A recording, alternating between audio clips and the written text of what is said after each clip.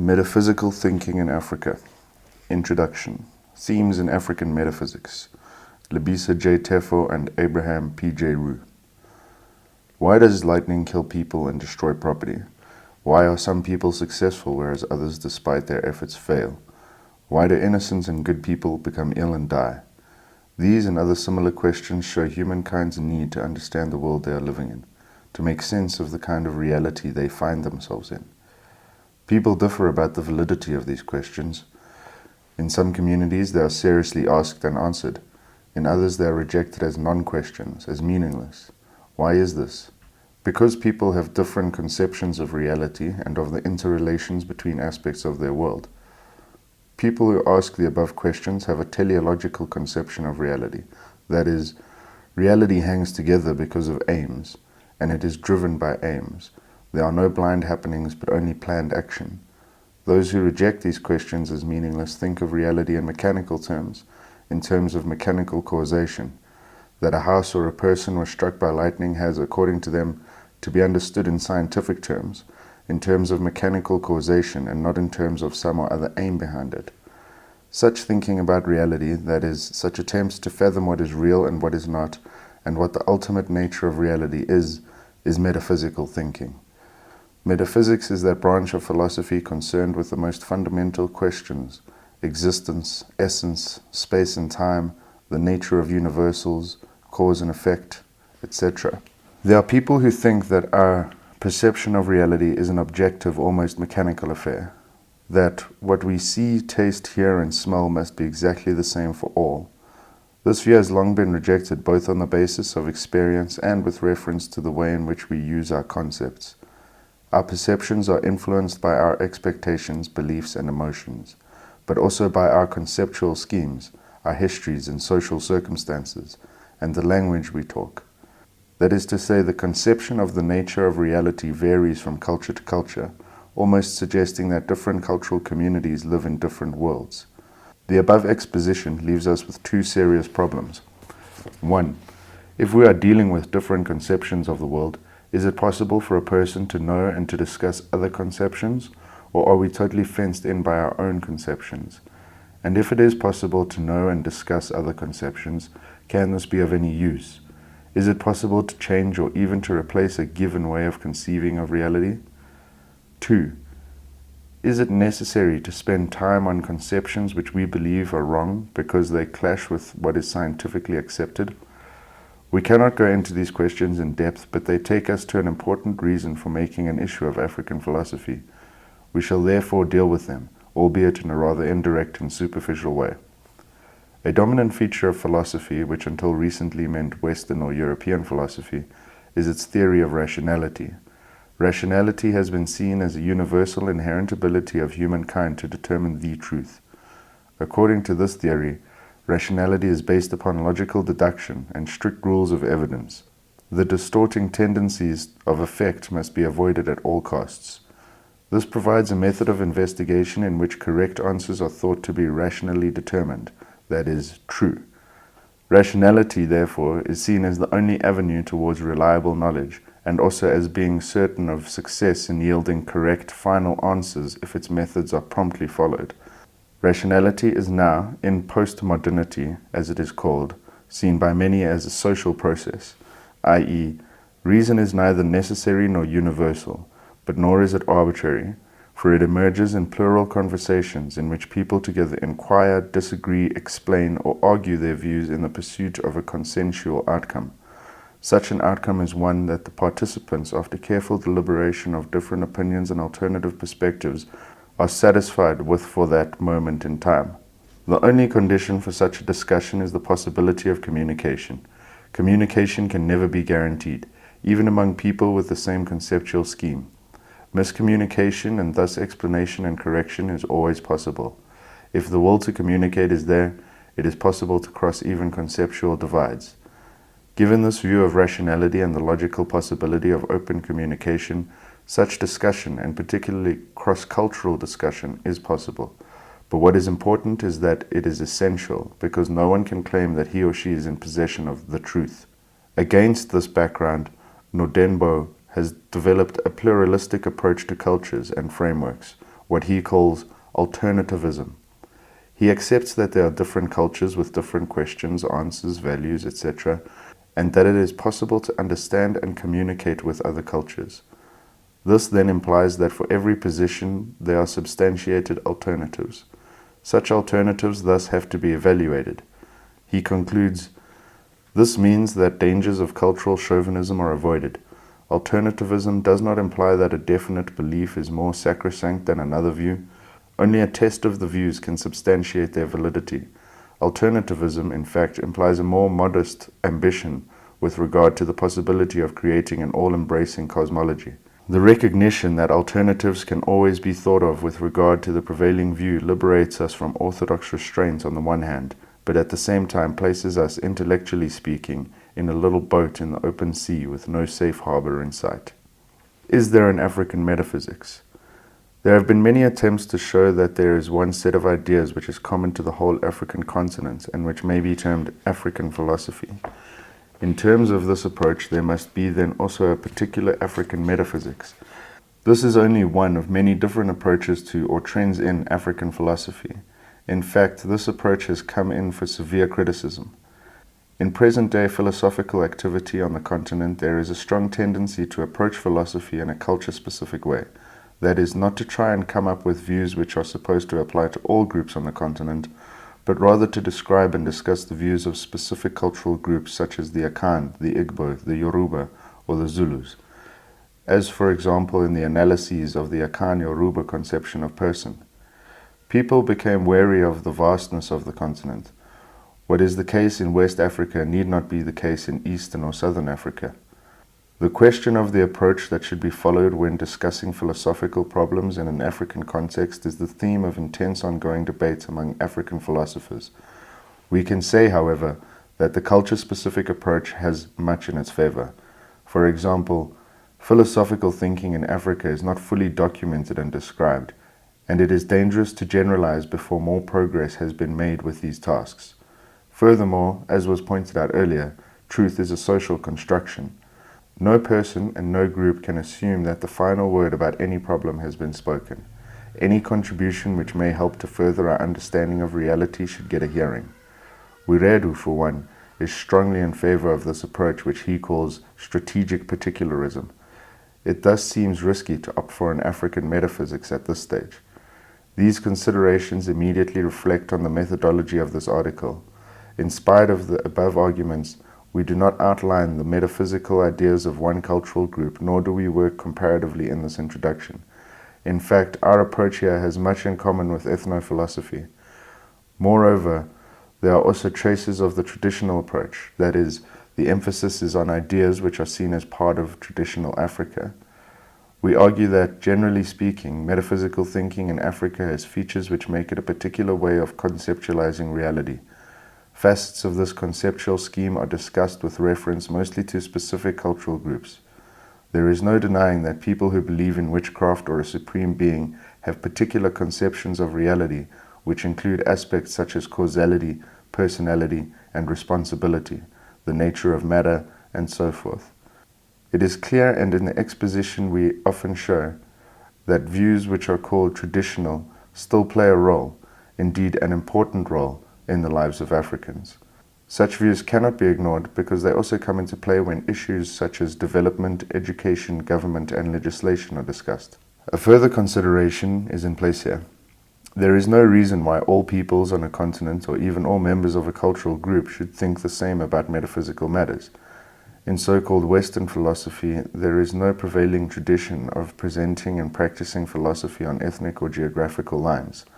Although there is talk of Greek, British, French, or German philosophy, the assumption is that these are aspects of a common activity and parts of an ongoing tradition. An ethnic or geographic classification such as this is then made for very specific reasons, which are seldom of true philosophical nature. One of the reasons is that in philosophy we are concerned with general or universal matters. Epistemologists want to account for knowledge as such, not British or French knowledge, but knowledge in general. The moral philosopher wants to know about morality in general. Even if the outcome of the analysis is a moral relativism, it is not seen as relative in any way but as applying to all moral systems. In the case of metaphysics, the same principle applies. Talk about causality, God, personal identity, etc. is not supposed to apply only to Europe or Africa, or only to the British or the French or the Xhosa. The conclusions are supposed to be general in application. Even though the starting point may be particular, because of different cultures, languages, and customs, the outcome will be regarded as general. A generalized approach as such is therefore not out of order.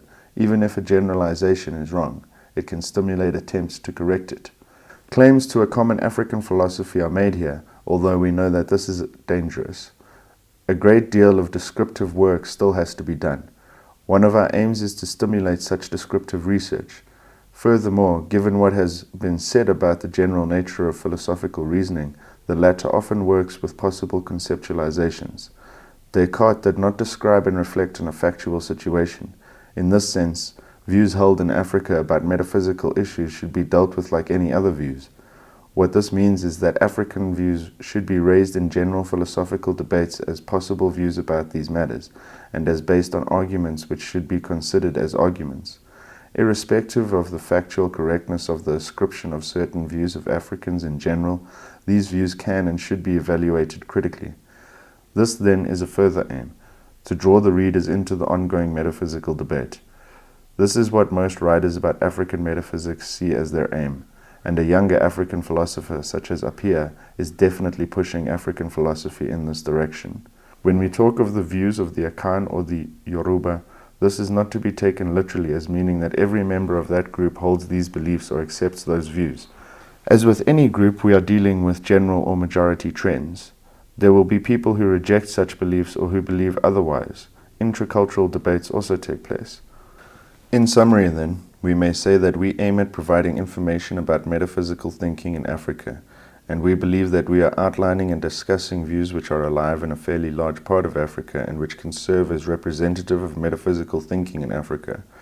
We realize, however, that we are dealing with a vast continent and with many cultural groups, and that it is dangerous to talk of African metaphysics and to ascribe views to all cultural groups. However, given the nature of philosophy, we do not see this as a problem. According to the literature, the views discussed do have currency in Africa, and they are views which need to be addressed in a discussion of metaphysical thinking.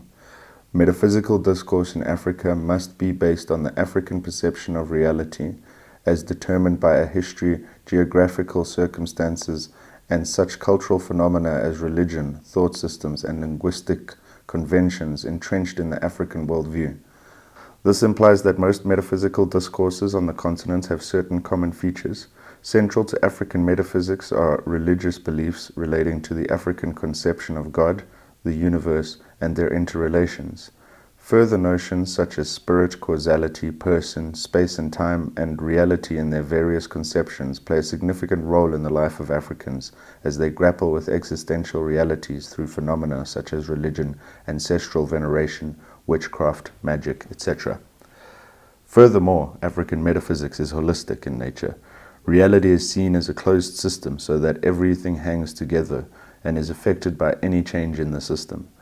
Withar echoes Temples in arguing that African metaphysics is organized around a number of principles and laws which control so-called vital forces. There is a principle concerning the interaction of forces, that is, between God and humankind, between different people, between humankind and animals, and between humankind and material things. These forces are hierarchically placed. They form a chain of being. In this hierarchy, God, the creator and source of all vital forces, is at the apex. Then follow the ancestors, then humankind, and then the lower forces, animals, plants, and matter. This system of vital forces constitutes a closed universe. When one element gains in force, another has to lose it. For example, when someone gets ill, this means that he or she loses vital force, which has been taken from her or him in some or other way by someone, something else. In this way, disasters such as illness and death are explained ontologically, metaphysically. Withar emphasizes that this system shows an almost unbreakable interrelation between God, the dead, the living, and nature. But as will become clear, the living person takes a central place in the system. The vital or life force metaphysics put forward here is strongly questioned by more, and Kapagawani, but the hierarchic structure and thus the holistic feature of African metaphysics are not. To take up a question which was posed earlier, it should be noted that this kind of explanation is more fundamental than scientific explanations, and the latter cannot replace the first unless there is a change in the way in which reality is conceived. That is, scientific questions arise and answers to them are looked for in terms of such a more basic perspective. Since metaphysical discourse is generally about non-physical aspects of phenomena that transcend space and time, the bulk of the subject matter of African metaphysics falls under the category that is traditionally described in Western metaphysics as supernatural. Two considerations are important here. On the one hand, as will be emphasized repeatedly, dualisms which are the stock in trade of Western metaphysics, such as that between the natural and the supernatural, and others such as those between matter and mind, soul, spirit, do not appear in African metaphysics. On the other hand, the possible misconception that life in traditional African culture is wholly enmeshed in metaphysical or magico-religious speculations has to be corrected. Much of the African way of life and day-to-day activities are based on empirically verifiable facts, independent of supernatural influence. In fact, a feature of African metaphysics is that it has a strong empirical, i.e. based on experience, flavor. However, in seeking to come to terms with existential realities and in an effort to understand the universe, African cultures draw on explanatory models that may appear to be at variance with perceptual experience and the familiar principles of science. We can say that the African realizes the enormous complexity of the universe and is aware that humankind and its world constitute an environment much deeper than what the human senses can perceive. The essence of African metaphysics, then, is the search for meaning and ultimate reality in the complex relationship between the human person and his or her total environment. Causality plays an important part in metaphysical thinking. What it is for A to cause B, how we can be certain that A is the cause of B, how to find the true causes of given events, are all standard metaphysical questions.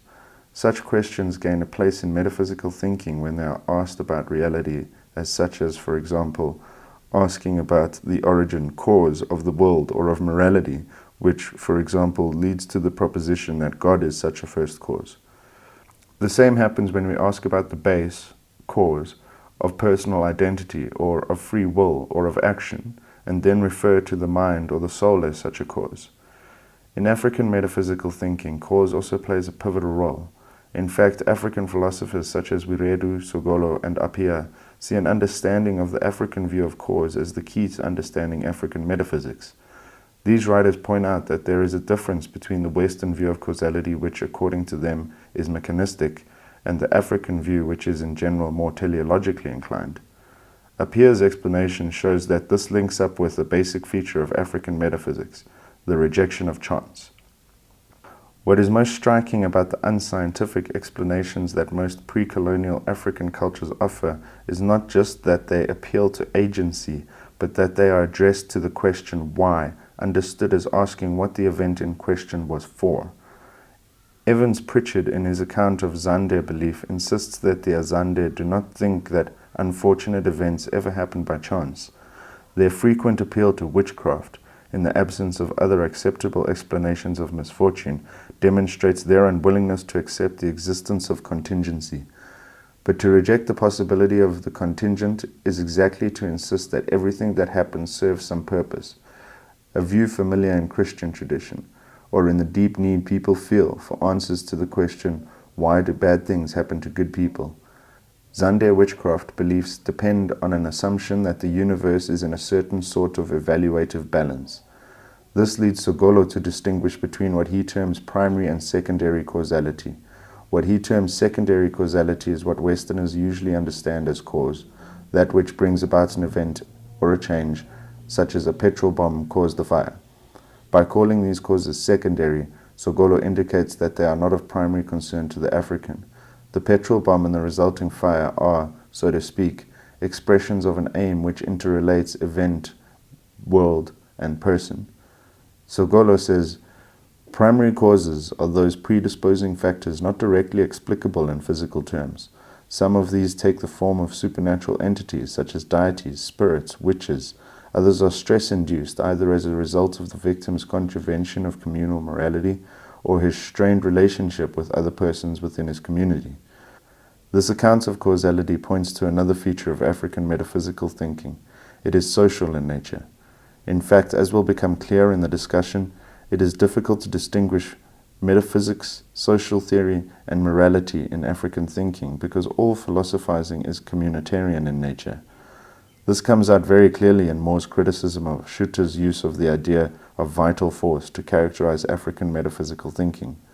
Moore asserts that Siriti in Sesotho, which Schutter translates as force, which Moore rejects, is not so much a metaphysical but a moral and social concept that has to do with observable behavior patterns and human relationships.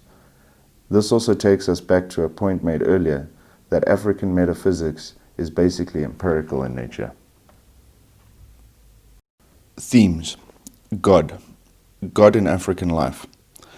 In the past, various judgments, some of them contradictory, were made about the place of religion in the lives of Africans. According to Wiredu, who made an intensive study of religion in Africa and particularly of conceptions of God or a supreme being, Africans are seen as deeply religious, with a strong belief in the existence of a supreme being. Wiredu argues, however, that the African approach is generally speaking more empirical in nature. He also shows the danger of rash generalization by pointing out that some African peoples, such as the Luo of East Africa, do not seem to have any place for such a concept, the concept of God, in their highly sophisticated traditional thought. Significantly, the reason for the atheism is cognate with the conceptual orientation underlying the particular conceptions of the Supreme Being held by those African peoples who make such a postulation in their communal philosophies. That cast of thought is preeminently empirical. God as Supreme Being. In spite of a strong sense of the goodwill of God, Africans do not accept ad hoc interventions by God in the order of nature. They have a strong commitment to the universal reign of law in all spheres of existence. God is not apart from the world. Together with the world, God constitutes the spatio-temporal totality of existence. As we saw earlier, the natural-supernatural dichotomy has no place in the African conceptualization of the universe. The thinking is hierarchical, with God at the apex and extra human beings and forces, humans, the lower animals, vegetation, and the inanimate world in this order as integral parts of one single totality of existence. God is creator. God is seen as creator of the world, but because God is not outside the world, this cannot mean that he created the world out of nothing. God is seen as a kind of cosmic architect, a fashioner of the world out of a pre-existing manifold of indeterminacy. This raises the question of the origin of the material which was necessary to fashion the world. Wiredu points out that for the Akan people to which he belongs, this is a meaningless question.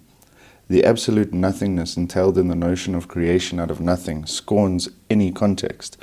This abolition of context effectively abolishes intelligibility as far as the Akan language is concerned. More is involved here than just the peculiarity of a particular language. A point of general metaphysical interest is at stake here, which also shows why and how African philosophy is part of philosophical reflection in general. Wiredu argues as follows. If a concept is incoherent within a given language, it does not necessarily mean that there is anything wrong with it, for it may be that the language in question is expressively inadequate. In the case of the concept of creation out of nothing, however, its coherence, even within English, is severely questionable.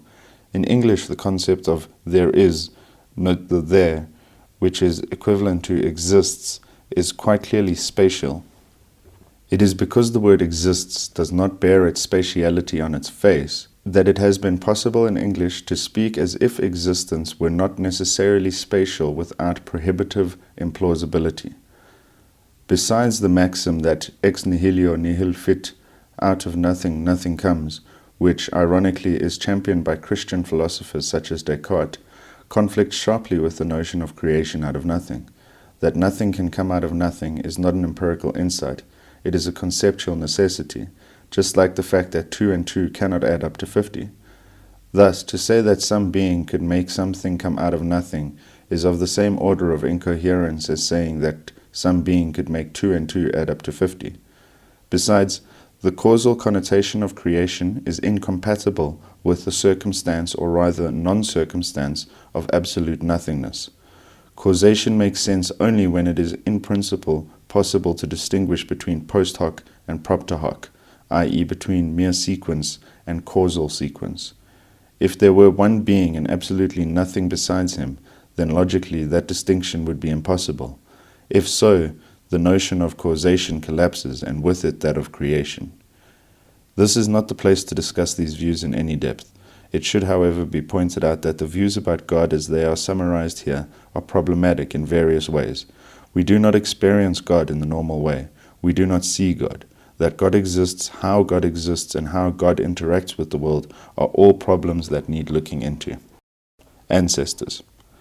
We have seen that the distinction between the natural and the supernatural does not exist for the African metaphysician. Another dichotomy which plays an important part in Western reflection, the distinction between the material and the spiritual, has no place either in African thinking. When it comes to immortality, at no stage does mortal life or immortal survival involve absolute immateriality. The ancestors interact with mortals, and because the world of the ancestors is ontologically both analogous and contiguous to that of the mortals, that is, there is no difference in kind between these worlds, as was pointed out, it is all one and the same world, there is no logical problem with this interaction. Category problems do not arise. The actions of the ancestors are believed to be within the regular pattern of events. The immortals merely happen to occupy a higher status in the order of things than mortals. Metaphysical thinking in the African context starts from social and moral considerations. In an attempt to account for social interactions or the breakdown of such interaction, metaphysical ideas are developed. The ancestors are a striking example. Immortality is conceived in pragmatic terms. Survival is of no particular personal value. What is important, however, is that the deceased can assist the living sections of their families and provide and exercise moral leadership among them. The ancestors thus have to do with group solidarity and tradition, and in this way help to guarantee moral consistency. How does communication between the living and the ancestors take place? It occurs through ritual and other similar practices. The ancestors are often discussed as part of African religion and seen as ancestor worship. It is, however, not a matter of worship, but of veneration. The ancestors are integrated into ordinary life situations, and their guidance in such situations is accepted as part of ordinary life. The social and particularly the moral importance of ancestor veneration, and with this the possession of ancestral land, is well illustrated by the Kikuyu or Mau Mau uprising in Kenya in the 1950s. Davidson discusses this in a review of 2 books on this anti-colonial rebellion. Davidson shows that the Kikuyu lost little land to settler expropriation, but what they critically did lose was all assurance of control over ancestral forests and fields that had been theirs from time out of mind. They lost, it could be said, their environment. The name that the forest fighters gave themselves was the Land and Freedom Army, the army of Itaka na Wiyati.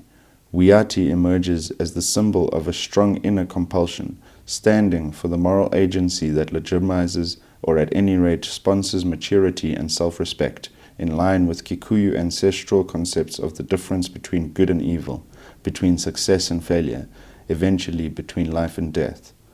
Rather than atavistic beliefs or superstitions, the way in which the colonialists and the colonial government saw the motives of the rebels, or the brash claims of the nationalist agenda, it was Wiyati that could challenge Kikuyu degradation and despair. Davidson concludes, this sense of degradation, the product of dispossession, is the nearest we will get to an explanation of phenomena such as Mau Mau.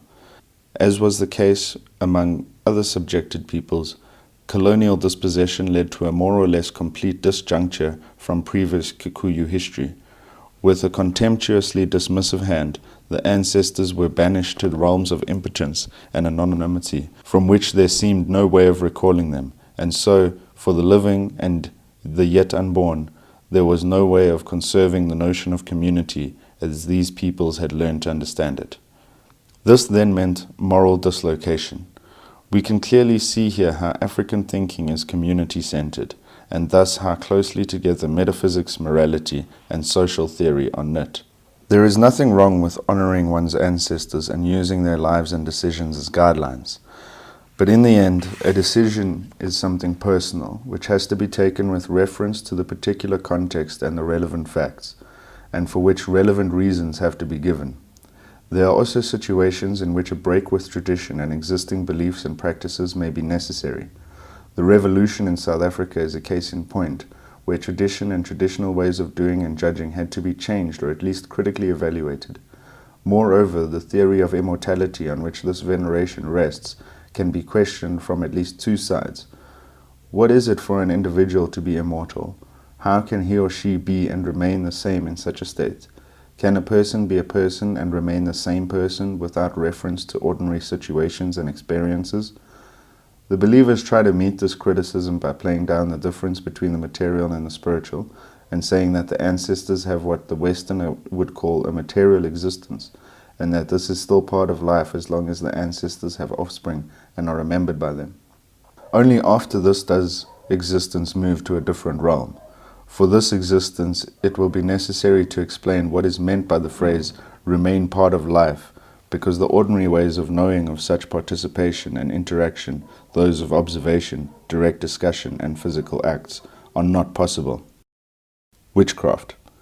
Witchcraft, magic, sorcery, and other such phenomena are normally not considered as objects of scientific study because they are not based on empirical observation. Indeed, by scientific criteria, these powers are rejected as unreal and belief in them is generally classified as irrational, if not outright unintelligible. Yet the history of every human society shows evidence of such beliefs and practices, whether in the past or in contemporary times. The point then is that these paranormal activities are not an African peculiarity, although their strength and spread among African communities deserve special attention. In South Africa, particularly in the Limpopo province, the authorities are concerned about the phenomena of witchcraft, and 2 investigations into it have been conducted, one by a commission of inquiry appointed by the government of the Limpopo province, and the other by a research team appointed by the Human Sciences Research Council. The Provincial Commission of Inquiry found that most people in the province believe in the existence of witches and in witchcraft.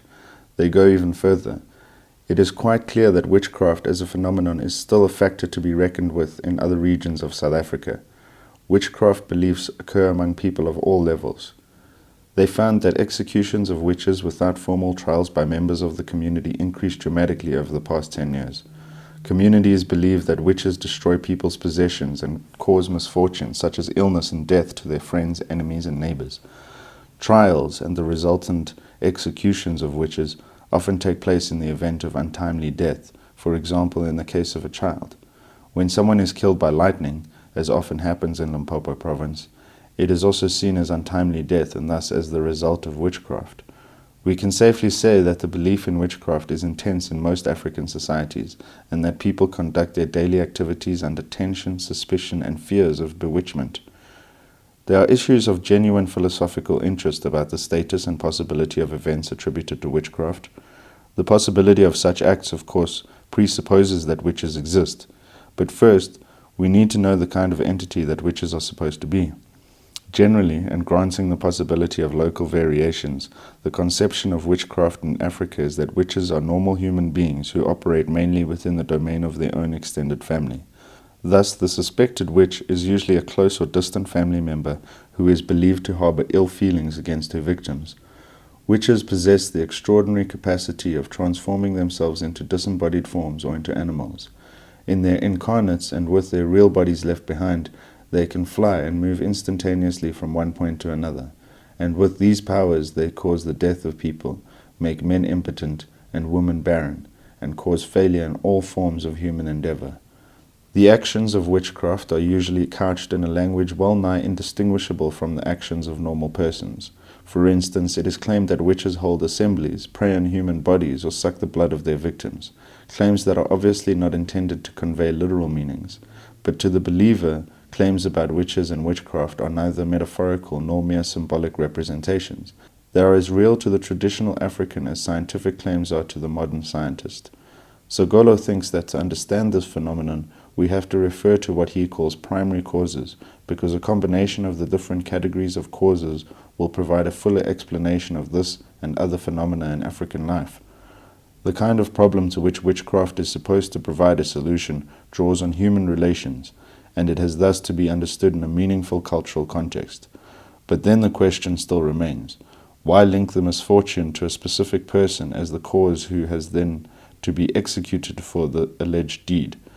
What Segolo calls a combination of the categories of causes seems rather to be a confusion of the teleological and mechanical categories. The starting point is teleological. Why did this happen to me at this stage in this way?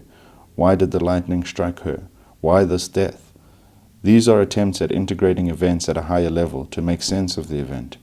This then changes to a straightforward mechanical causation. A killed my son. A is the cause of my failure. A caused the lightning to kill B. This can be linked with killings to get hold of muti, medicine, which functions within the mechanical frame of causality. Business people often look for a human skull to build into the foundation of a new shop to guarantee, i.e. to cause, good business. Warm blood, it is believed, gives instant strength, and fresh genitals cause fertility. In other words, the question for understanding is simply swapped for a desire to sniff out the cause.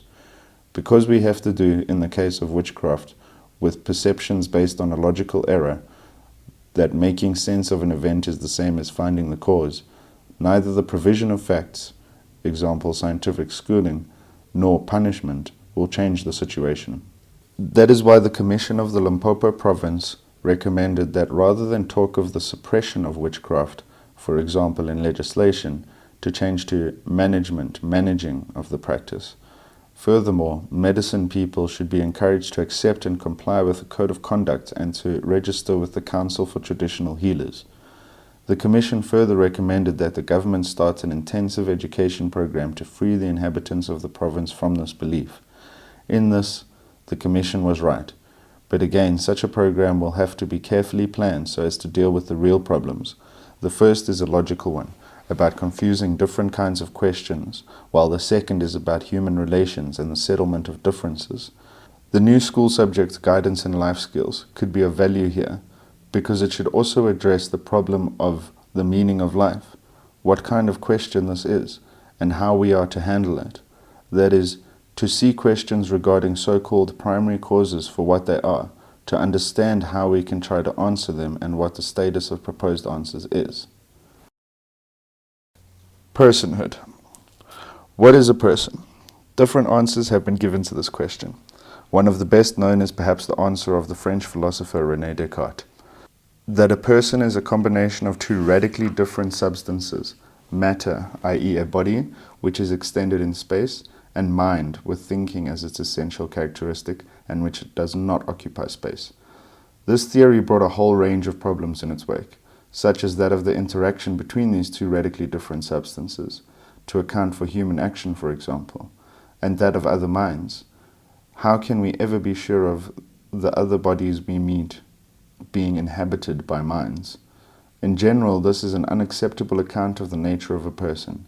Menkiti sees this as a reduction of the person to some isolated static quality of rationality, will or memory. In line with Wiredu's suggestion of strategic particularization, the stratification of the person has received a lot of attention in African metaphysical thinking. A striking feature of these analyses is the difference between them. There are even contradictions between accounts of conceptions of the same cultural group. For example, Wiredu argues that thinking is not part of the spiritual aspect of the person. He even remarks that this insight prevented the account from committing the category mistake of confusing concept and entity, as happened in the case of Western philosophy. Geyeke again specifically makes thinking part of the spiritual aspect of the person. In spite of such differences, there are a few general points which can be made here. The relational basis of selfhood. In Western philosophy, the starting point for an account of personhood is usually epistemological and psychological. Knowledge is the possession of a particular individual, and the question then becomes how this knowledge can be accounted for, how the knower sees him or herself from the inside. In African thinking, the starting point is social relations. Selfhood is seen and accounted for from this relational perspective. Kakertz puts it like this: African thought and philosophy on personhood and selfhood is that the I belongs to the I-you correspondence as a stream of lived experience without which it could not be thought and would not exist. Although the community plays an important part, Radiklalo states, for example, a child is held to be the property of the community, and it is the community who are going to see to it that the individual child becomes a significant member of the community, an asset to all. In similar vein, Descartes emphasizes the following. Certainly, African thought appears to have greater ease of access to the relational existence of selfhood of human beings, without reducing them to mere products of any kind of collective or community. Empirical considerations. There are two issues of interest here. A lot of metaphysical thinking has to do with the lack of scientific knowledge. In other words, we have proto-theories to account for events in the world for which there is no generally accepted explanation. There is something of this in African accounts of the person. With more knowledge of anatomy, and particularly neurology, these views will change or simply vanish. However, this knowledge actually plays a negligible part here. What is at stake here again is the way of conceptualizing, of understanding human reality. As we saw in the previous paragraph, the approach in African thinking is from the standpoint of interpersonal relations. These interpersonal relations presuppose an empirical reality. In African thinking, this plays an important role. Personal relations presuppose living people in interaction. What is it to be alive? There is a clear difference between living things and dead matter. There is a difference between a living and a dead person. Even among living things, there are marked differences. What then is the cause of such differences? Africans postulate a life principle, a spiritual, quasi-material entity, which brings about life and which is responsible for the particular kind of life to account for these differences. A problem with this supposition is that it leads to an infinite regress, however. To ensure life, this entity itself must be alive, so a further entity is needed to account for its life, and so on ad infinitum. People have different personalities and character traits. Even though they are members of the same family or community and are raised more or less the same way, individuals differ and they may differ radically. Why is this so? According to African thinkers, this is because of another spiritual aspect of the person. Often this is linked to God. It is said that this part of the person is placed there by God and is the basis of a person's immortality. Dualism. Although there are differences with reference to the constituting parts of a person, there is agreement that the person consists basically of a material aspect and a spiritual aspect or aspects. We thus have a dualism with the resulting question of how these different aspects function together. According to Wiredu, the question of interaction is not dealt with, but he also points out that we do not have the same kind of problem here as in the case of Descartes. Here it is stated from the start that these spiritual entities have material qualities. There is no radical or categorical difference between the spiritual and the material. This, however, raises other problems, such as the true nature of the spiritual and the necessity of postulating such entities if they are not really different. Are there different kinds of matter? More perhaps shows the way out of this difficulty. According to him, at least in the case of the Sotho people, the spiritual is not thought of as some inner force, a mysterious or ghost-like inner power or hidden operations of an occult power which governs the individual's various general behavior. His interpretation is behavioristic in nature, not the postulation of entities in terms of metaphysical speculation, but what concepts refer to in actual communication. He says, when we describe a person as being ambitious, generous, or even as having a good or bad character or personality, it is to refer to certain types of tendencies manifested by certain kinds of behavior pattern which allow us to anticipate, with a reasonable amount of assurance, the individual's actions and reactions to a variety of circumstances and possible contingencies. This kind of interpretation is more in line with the so-called quest for primary causes, that is, an attempt to understand and integrate events into wider patterns. It is, however, not without problems.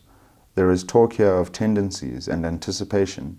They must in turn be descriptions of behavior that ascribe tendencies.